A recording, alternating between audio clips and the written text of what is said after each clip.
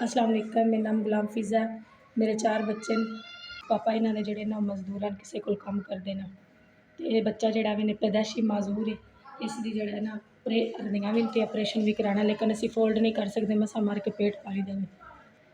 जी doctor ने हरनियां दा operation दस्सेआ, असीं मर के अपना पेट पाल दे 6000 रुपया कराया दिन्ने आं ते दोनों साइडां ते इसनूं हरनियां न।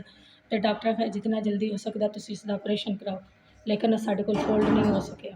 जी बच्चे दा ऑपरेशन दस्सेआ ते साडे कोलों नहीं फोल्ड, 4 बच्चे ने दा पेट नहीं पालिया जा रिहा। ते जेह्ड़ा ना असीं 6000 7000 रुपया कराया, असीं ओह् नहीं फोल्ड कर सकदे ते असीं एह् कित्थों फोल्ड करिए। साडा माजूर है बच्चा वे, असीं जेह्ड़ा ना इसदी उन्नी दी दवाई वगैरा फोल्ड कर सकदे ते असीं जेह्ड़ा बाकी इत्थों कित्थों फोल्ड करिए।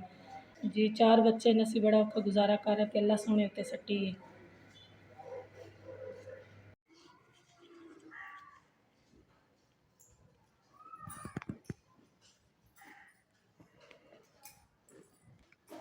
अस्सलाम वालेकुम।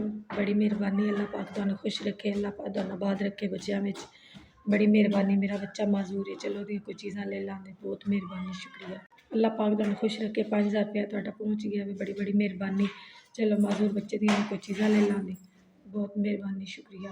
अल्लाह पाक तुहानूं अपने बच्चेआं च आबाद रखे, खुश रखे।